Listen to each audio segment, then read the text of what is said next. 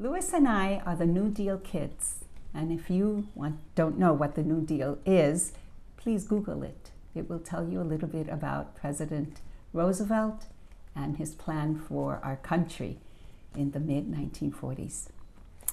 Anyway, I want to start out with this story from my book, Divina Mujer, and it's story number 1. Why was it that from the very beginning I knew I would have a challenging and enchanting life? Everything was to only get better for this island girl. Life will be a journey.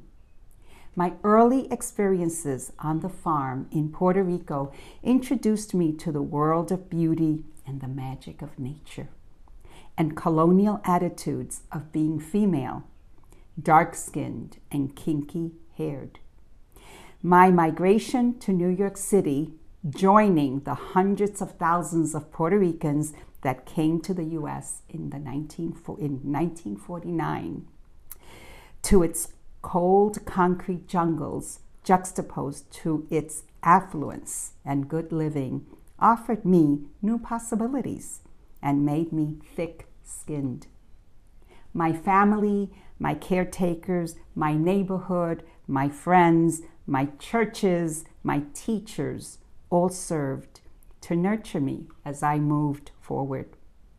I also knew I was a descendant of El Pirata Cofresi, a best remembered Puerto Rican pirate. Surely rebellion runs in my veins. Entrometida, they called me, and other names not given at birth. Yes, and La Bomba Atómica, too. Between the ages of 6 and 9, my body moved at the speed of lightning, with all senses fully awakened. I could hear from far distances and even imagine to see through walls. How magical! Had I been watching too much of Superman? Adults determined to keep me in my place, to not allow me to hear certain topics of conversation, annoyed me. I was repeatedly reminded that children should be seen and not heard. But this free-spirited Borinqueña girl could not follow such logic. Free being was my journey. I'm going to share story number 3 from my book and number 4. They're just little poems. I mentioned that I had met a lot of teachers, and I met a lot of special people, and Libertad was one of them. Libertad, the shiny blue-black, pearly-toothed Dominican shaman woman who visits on Saturday mornings, who is said to clear spirits, shivers when I pass by. She tells me things I want to hear, that I am destined to have a good life, that I will travel far, that I will find love, that I will do great work and help many. Help many? But how? I wondered. I was born in 1940 in Brooklyn, New York. World War II was on. And my parents did everything as a parent would to protect me from what was going on in the larger world there. But something occurred, and what occurred is children have ears. They just pick up everything. They take in the vibrations. And although the only thing in my house was a radio, there was no television then, obviously, there, and newspapers, we rarely listened to the news. And my father, the newspaper he brought in was the Daily Inquirer, which had a lot of pretty girls on it with big busts. And my father liked to sit in the kitchen while he was eating and look at the pretty girls with the big bust, which is cool, no problem. Guys like to do things like that. But guess what? At the age of 2.5, which was 1942, and at that point it was quite obvious in Europe that, hordes, millions of Jews were going to be are being gassed, and along with gay people and mentally retarded people and gypsies. Every night I would get up after going to sleep, walk into the kitchen, go over to the gas range, and make certain that all the pilots were off. Look how beautifully green it is out there. It's just gorgeous. I mean, it's just absolutely gorgeous. We're so fortunate, you know, that we're living in this place and sitting on a porch and looking outside at the beautiful flowers. You know, the grass is so green. I remember when this tree was little. Look at it This now. this was a baby tree. And then remember across the street, was a big tree across the street. That's where I taught Anna and Ben to ride a bicycle. You know, when I go towards that tree, I still, at times, I can see them. I can see Anna as a child on the bicycle. I can see Ben as a child on the bicycle, even though this happened, you know, 28, 29, 30 years ago. It's just absolutely incredible, you know, that all this is still here. I broke the code one day, sitting in my third grade class while looking out the window, contemplating the play of sunlight on dust particles. I swear I heard sweet angels play violin music as my brain opened itself to the language of English. At the neighborhood library, I found Bodas de Sangre and fell in love with Federico Garcia Lorca. I took home bags full of books to create my own library. At the School of the Art Institute in 1973, Luisa and I attend the Anise Nin talk.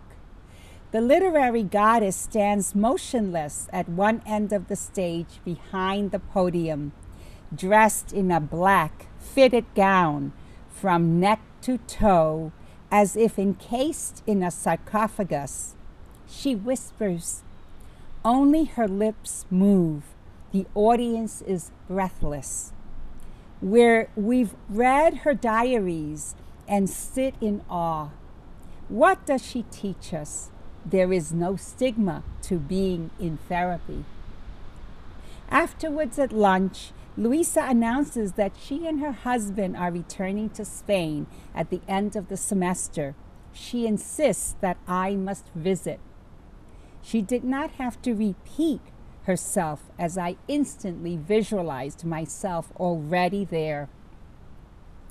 If you had told me that I'd be sitting with the elders of my beloved Lorca on El Balcón de Europa, Nerja, Andalucía, summer of 73, I would not have believed you. It is the summer of beach mornings and siesta afternoons, of fiesta nights drinking sangria and eating paella, of shared communal fish platters and loud flamenco music playing in the background. I even returned to Córdoba town by myself one night to visit La Mezquita. As it opens early morn, I am the first to come and find my place. A la Carlos Castaneda. Google that one. To stand my ground in timeless transcending, I close my eyes to meditate and see my future. So I took this history class with Professor Bellish, and we were studying the Bill of Rights, which we had studied before, which was just an academic subject to me that you studied, you took tests on, and you forgot. It's the Red Scare. McCarthy, people who criticize the government are being charged with being disloyal to the United States. And Professor Bellish is called before HUAC, House Un-American Activities Committee. And rather than just give names of other people, which a number of people did, or say he was not something, he invoked the Fifth Amendment against self-incrimination. And I said, oh my God, I want to be like that. Here's a man walking his belief system. Here's a man teaching other people to walk in accordance with their higher self there. So I changed my major with the goal in mind to be a teacher, which I wound up doing for 54 years in the New Lincoln Freedom School in Harlem, New York, an alternative school for young black children primarily who are having serious problems with school, and then Highland Park High School for 4 years, and Very affluent. very affluent big difference. And then Columbia College for 47 years. But I want to add on to this something that occurred. Because of Professor Bellish's class, something was put in me, a spark. I was so bored with school, I decided I needed a break. But what do? I had no car. In fact, no one I knew had a car. We had no cars where I was growing up in Brooklyn. I didn't know how to drive there. I had no money to get on a plane there, and I wanted to see the world. So as a poor kid, what do you do to see the world? Well, I walked out of college and joined the United States Army because I was going to see the world. And I took basic training in Fort Dix, New Jersey. And after Fort Dix, New Jersey, I went to Fort Leonard Wood, Missouri, where I learned to be a combat engineer. And blow up things. Blow up. I mean, I could blow up. I learned explosives. I could blow up bridges, buildings. I could blow up people. You know, I learned how to use machine guns and mortars and bazookas. I was learning many necessary skills for living in an urban environment. No, I'm joking. That's not true. There. And then I became part of the U.S. Army Active Reserve. Well, the Vietnam War is coming. You know, it's just beginning to flare up. The realization the war in Vietnam is going on in the United States of America. So while I'm teaching, at that time, high school, there was a magazine called Ramparts Magazine, no longer in publication, and they sent a photographer and Dr. Benjamin Spock, the famous baby doctor, to Vietnam to show the American people, the world, what the effects of the war were on the people of Vietnam. And they came out with a article entitled The Children of Vietnam. And what you saw were children whose faces had melted into their chest as a result of napalm, whose arms were stunted, whose bodies were completely burned there, whose legs were cut off. And I looked at that, not just with my mind, my academic mind, but I looked at that with my heart. Because with our minds, we separate. That's out there. With your heart, there's this connection. And I felt for those children, and I felt that we were doing that in my name, and I could not be part of that. So I decided to seek release from the United States Army as a conscientious objector. Someone who refuses to kill under the orders of any authority, including their government, for reasons of conscience. I was released early because they thought I was just, and a few others were just the beginning. Or I should say not the beginning, that was it, there was no more. And if we were released, we'd just go home and shut up and the war would go on. Well, we got home, we came home, and we didn't shut up. We spoke out, we continued to speak out, and more people were seeking release from the United States Army. So I became a counselor to those in the armed forces who were seeking release. But I had also learned Professor Bellish's class that during the American Revolution, during the Civil War, if you didn't want to go to war, you could pay someone to go to war for you. You could buy out. And I said, no. If my body was not going to war, neither was my money. So I became a war tax resistor. I refused to pay any of my taxes that were used to carry on the war. I was a criminal for refusing to fund the killing, the maiming, the destroying there. That experience has stayed with me during my entire life as I go about walking on this planet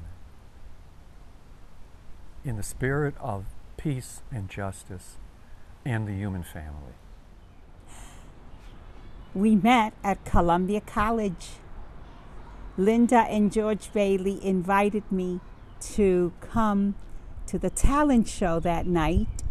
I refused at first, but they talked me into it. And I went, and they had someone they wanted me to meet, but I didn't like them. And as I stood looking around, I noticed this man on stage that had light in his eyes and had this incredible accent from New York.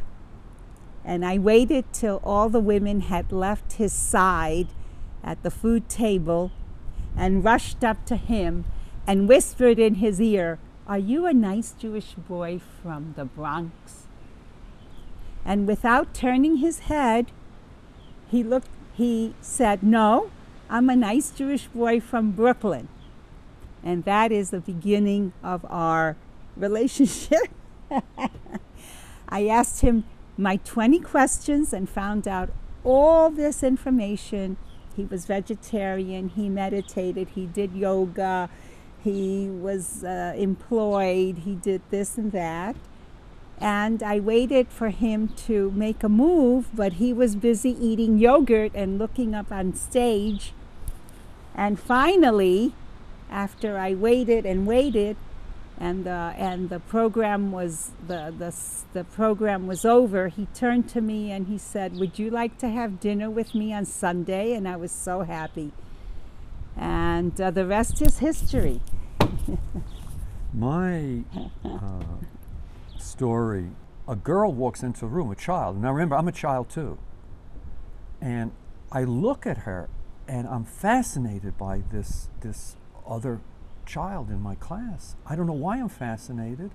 I don't even know why I'm looking, because where I grew up in my neighborhood, you looked at your own. You don't look at others. Okay? You don't go on anyone else's territory. You don't go beyond a certain line. And she goes into the closet and takes off her coat. And I now look at her skin beyond her face, and her skin is black too. And I'm just attracted to her, not just the black, just to her. But you're not supposed to do that where I grew up. You don't do that. And I realized later on I was going to grow up, and the person I would be married to was a woman of color. I don't know how I knew, I just knew that. But as I've said in my classes, when I learned from John in Maui, when John, who traveled all over the world, did every job you possibly could, and after he was someplace for just 30 days or 45 days, he would get uneasy. He'd feel there's something wrong with that place. He'd have to move on, until he finally came to the realization that wherever I went, I took myself along. Okay? And John learned he had to work on himself, his inner self. No matter how attractive surroundings were, no matter the job, if you take yourself along and yourself is not in a state of higher being, wherever you are, there'll be dissatisfaction. Yeah. And I realized that I had a lot of work to do on myself before before her, the woman that I was going to live 37 years with, 38. plus 38 years, the woman who was going to bear my children. And so we met that one day at Columbia College, and Paula said something to me really important. Do you remember what you said to me? You don't remember what you said to me? I don't think so. Yes, I you said do. a lot of You said a lot of stuff to me. She said to me, "Louis," I invited her up to my farm. I had a farm in Wisconsin. And she said, "Louis, if I come up to your farm, we're going to have such a great time." Did you say that? I think you said that. What'd you say? Tell them what you said. I have no idea what you're saying. Yes, you did. You did not want to come up to the farm because you asked, "Am I going to have any other woman up there besides you?" And you were not going to go into a thing where I had more than one woman. Absolutely. No, you weren't going to do that. And there was another woman that was going to be up there. But there was nothing, I was just taking care of her child. Yeah. But she was not going to come up. Oh. You weren't going to do that, no. You weren't going to do that. That's so That's anyway. right. I was looking for my soulmate, but I wasn't desperate. Mm-hmm. You weren't desperate, no. No. And so we wrote to each other over the summer. Beautiful love. I love still letters. have those letters. Beautiful love letters. Love letters, stuff we were going to work on, and then I came back, and you proposed. And I proposed to her on Lincoln Park in the summer. In the summer, on my knees, and Paula and I got married. But there's a story there. Well, we went to what do you call those people in church? Ministers, priests. To the priest. Priest. And no priest would marry us at that time unless I converted to Catholicism. I was not going to do that. I was no longer just Jewish. I was more than that, but I wasn't going to give up. And I don't like anyone telling me I have to do something when I'm in love. And we went to a rabbi, And no rabbi would marry us, because in the Jewish tradition, the woman, the children are really after the woman. And she wasn't going to do that. So what do? And we were lost. And someone says, you know what, there's a Zen Buddhist priest in Uptown. Go check out that Zen Buddhist priest. So Paula and I go to Uptown, to the Zen Buddhist temple in Uptown, and we meet with the priest. And he asked us a question that no one else had asked us. And the question was, are you in love? Are you in love? She asked Paula, are you in love with Louis? And she asked Louis, am I in love with Paula? And I said yes, and Paula said yes. And her response was, wherever there is love, there is the holy. Wherever there is love, the holy is present. The sacred is present. So you are doing me a favor. You are gracing me by bringing into my presence love. And we were married by the Zen Buddhist priest.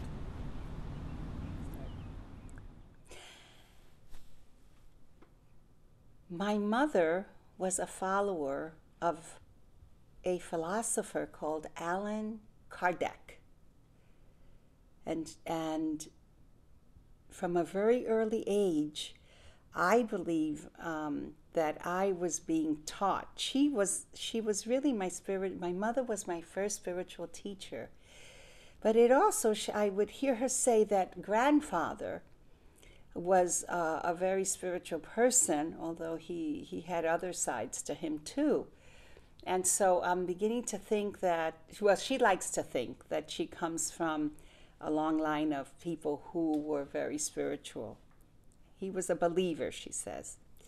So from the time I was born, for example, I cried a lot the first weeks, and my mother says that the midwife said that I was going to be working, that I was an old soul and I was going to be working hard in this lifetime. That's interesting, And from very early, my mother would tell, I began to understand from my mother things about reincarnation. I was understanding the whole idea of the energies on planet Earth. There are the light energies and there are the darker energies, and we are responsible for keeping ourselves clear of not being possessed by others' thought or by others' beliefs or energies. And so a lot of attention was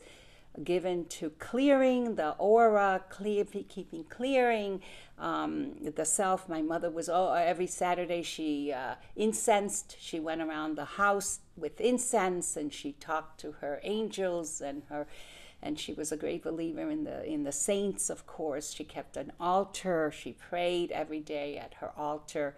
And so I got a very she consulted with shamans. She had friends who were shamans, and she herself, when I was 10 years old, I discovered that she was a tarot card reader who had been given tarot cards when she was a child and had her mind, opened up with these tarot cards. And for her entire life after I was 10, so it means that from 40 years on, till 85, 87, my mother read tarot cards, and she had a big following of doctors and lawyers and all kinds of people who would come and consult with her on all very important issues in their personal and professional life, which is really funny.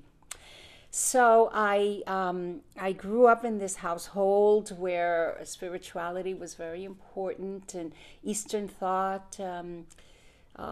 And then, as I moved out into the world, later on in life, I was looking for my teacher. I knew that I would have a teacher.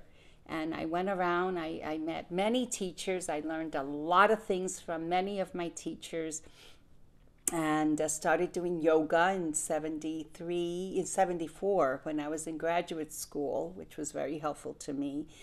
And but that wasn't my teacher. The guru there was not my teacher, although he was of the Kriyananda, the Yogananda lineage, which I claim, because my major teachers have been from that image. And I remember I had a vision of Yogananda in my living room in Lincoln Park, a very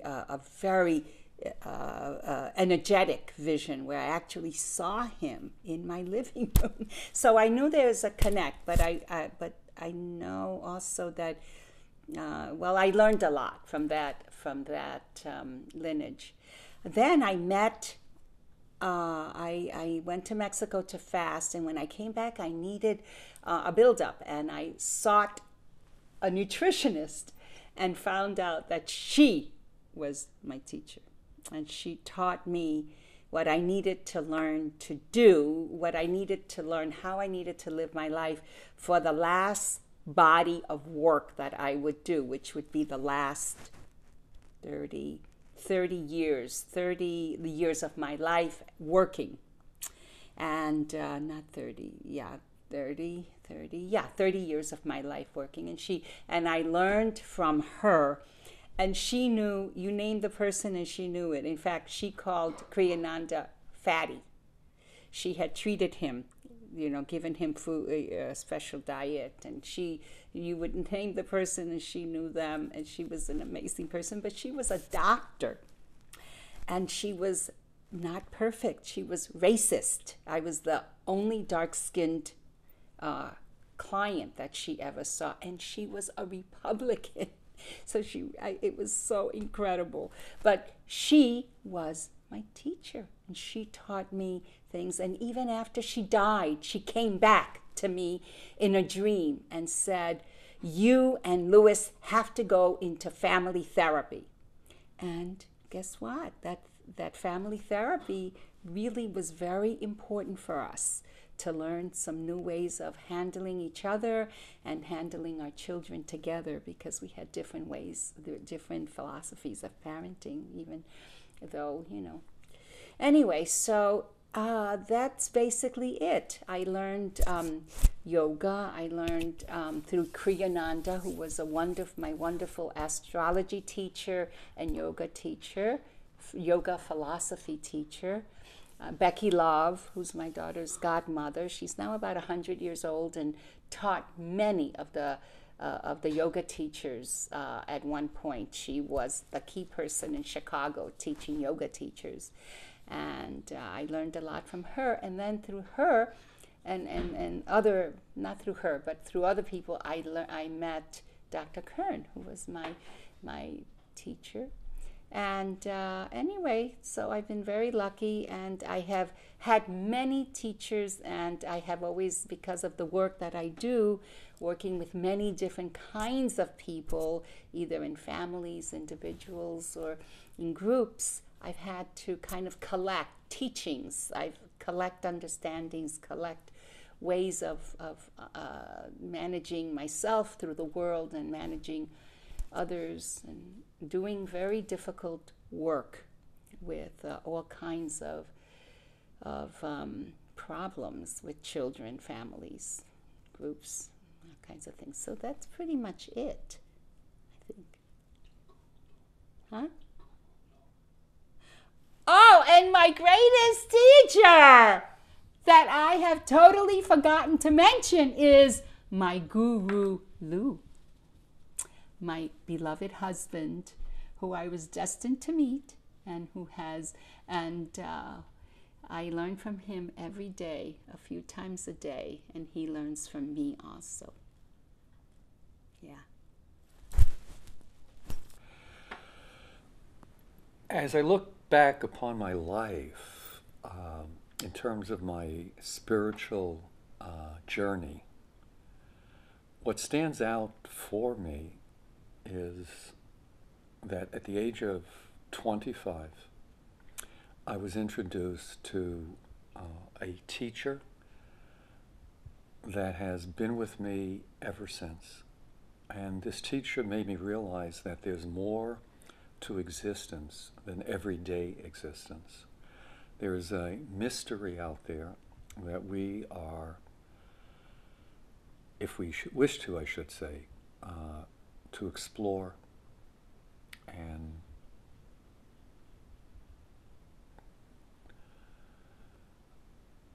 get enveloped in, to find out why we are here, who we are, and where we're going. And that teacher came down from the mountain, a great mountain, many, many years ago. And her name is Mary Jane. When I first took into my body the essence of Mary Jane, I saw a world that I never knew had existed before. I realized that there were dimensions to myself that I had never known before. And I learned that there was a purpose and meaning to life. But it's not something that you find, it's something that you create. Okay? I want to say that again. You don't find the meaning and purpose, you create the meaning and purpose. Spirituality to me is an act of creation. It's an act of what some might even say an artistic journey. There.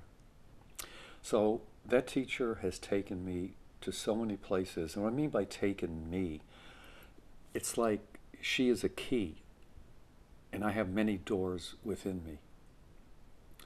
And each time a different key is manifested and a different door within me is opened.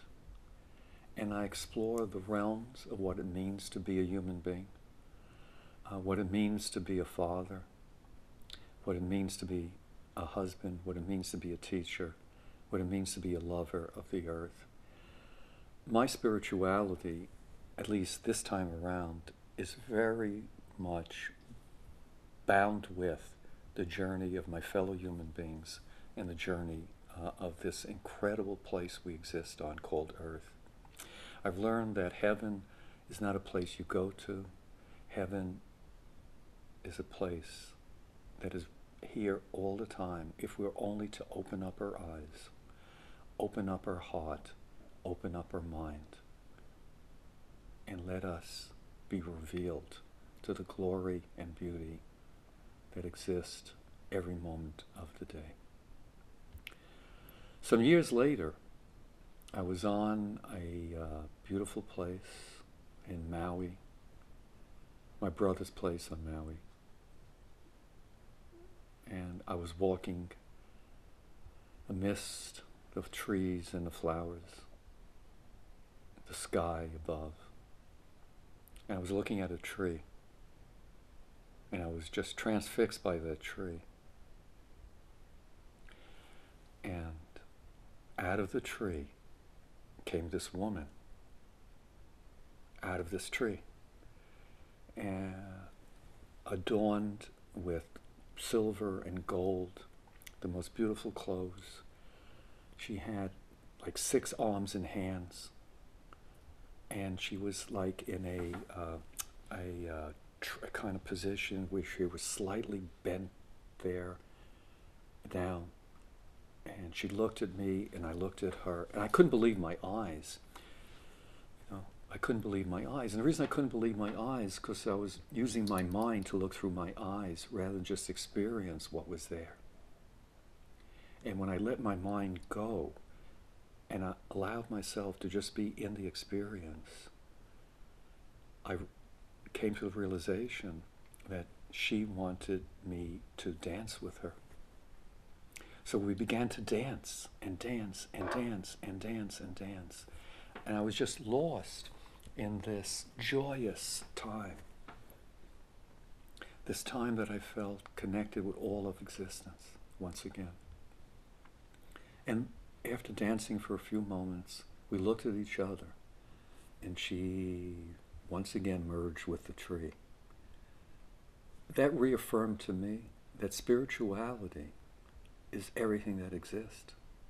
The higher, what I mean by spirituality, that which is higher than ourselves, higher than everyday, ordinary life, that energy, that force, whatever you want to call spirituality, exists within all of existence. And our role, if we wish to go on a spiritual journey, is to open ourselves up to that which is there. Take off our blinders. Okay? Open our mind, our heart, our bodies. But also to act in such a way that what we do, what we say, becomes that which we call prayer by our actions and our words. And by our actions and our words, we then allow that which is already there to be revealed. We are calling out, come to me, come to me, come to me. And she, he, whatever you want to call this manifestation of spirituality, whatever we want to call it, is not just out there, it's within ourselves. And all of the teachers have told us, I do not exist as a separate entity. I, Buddha, do not exist. Okay? I, Moses, do not exist. I, Muhammad, do not exist. What I mean by do not exist separate from you. What I am is an essence. At some point in the history of human beings, my essence formed into that which we called Moses, Buddha, Muhammad, Lao Tse. But that essence exists beyond time, beyond space, beyond limitations. And that essence is within each of us. And we are to live our lives in such a way, actions and words, that allow that essence to be manifested. And once we are there, we're not to gloat over the fact that we have come to what some might deem a higher place. We are to use that essence in such a way to bring our brothers and sisters into the light also. I have also learned by my life journey that we need to explore that which is within us that can not only love but also hate, that can not only destroy but also create. That there is that within us, because we are on this plane of existence where there is beauty and ugliness. And if there's beauty and ugliness, it exists in all of existence, including human beings. So as part of my spiritual journey was certainly to seek help from other teachers, which we sometimes call therapists or guides, that would allow me to walk through the shadow, the valley of death, in order to get into the light. And I feel all too often people are not doing the necessary inner work. And the inner work is spirituality, but the inner work is also therapeutic healing, which allows oneself to be in a state that can manifest, as I said before, that which is within us, just waiting to come out. My other great spiritual teachers, great? What do we mean by great? I'm just saying my other spiritual teachers that stand out are Paula Innocencia Cofresi, a woman who is light, manifesting every moment of her existence there. She has taught me that one of the greatest forms of prayer is love. One of the greatest forms of prayer is compassion. I've also learned from my daughter and my son that one of the greatest forms of spirituality is patience. Patience. Can you comment on Jesus, your tribesman? Jesus and my tribesmen? Can you comment on Jesus, your tribesman?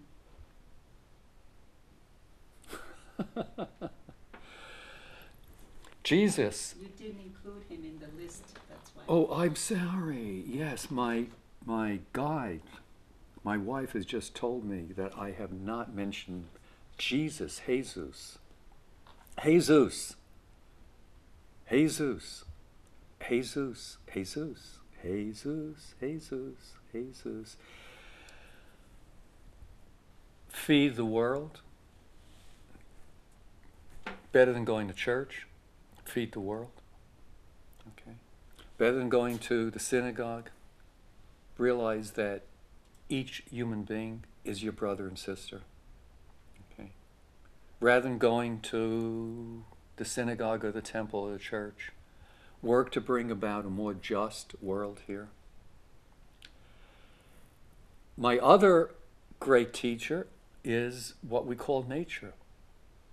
I have existed within nature in such a way that my inner being, my inner soul, my heart, my mind, my entire body, my essence has been lifted up to the highest of the heights, to the lowest of the low, because it is with that which is below as well as that which is high. All that is part of the journey. And I remember one time I was walking by a tree, an incredible tree. Oh, this incredible tree. It must have been 200-300 years old. And I looked at that tree and I realized, oh my God, oh my goddess. That tree has seen every beautiful act that humans have encountered. They have seen every ugly act that human beings have encountered, and the tree still stands tall and proud, and each spring it gives forth with the incredible foliage and this incredible oxygen, the breath of life there. And I said, I have to learn from trees too, because they have endured, experienced everything, and they still stand so incredibly tall. They still stand so tall, and I have so much to learn from the trees. And another form of the prayer that has exploded me into the realm of the highest of the high is when my wife and I make love. And when we make love, our bodies merge, and isn't the spiritual journey to become one, to return home to the oneness? And when we have made love, we have united into one. Everything exists within us, without us. And out of nowhere, without any planning, what comes forth? The great, great, great prayer called orgasm. And with the orgasm, oh my God, oh my God, oh my God. Even atheists say that. Even agnostics say that, because I'm not talking about sex. There's nothing wrong but sex. But sex and lovemaking are in different doors. They're in different doors there. And now, as we've gotten older and we just lie in bed holding each other so tightly, so closely, and look into each other's eyes, I am in a state of ecstasy. And guess what? Pleasure,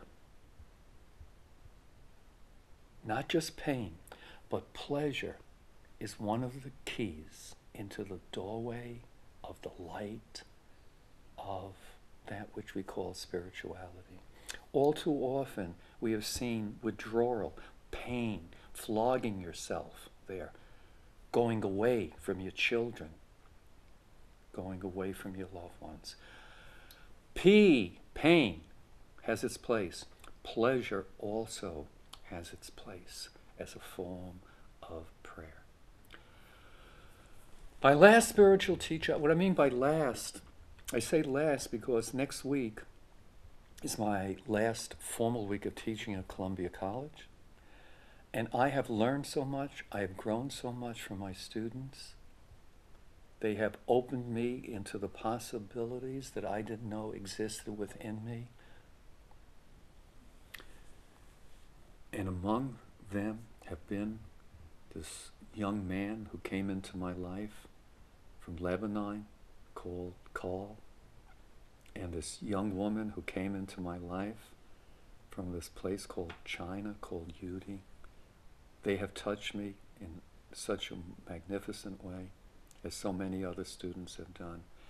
And they have allowed me to grow, to be compassionate, to learn that sharing one's knowledge, one's wisdom with others is another form of wonderful prayer.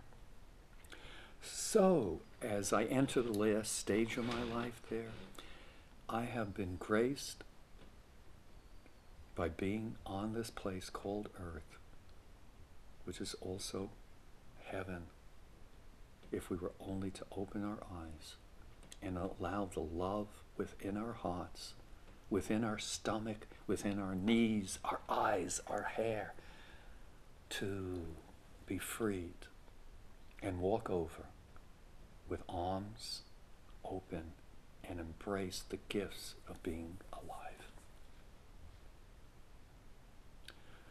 The party's over.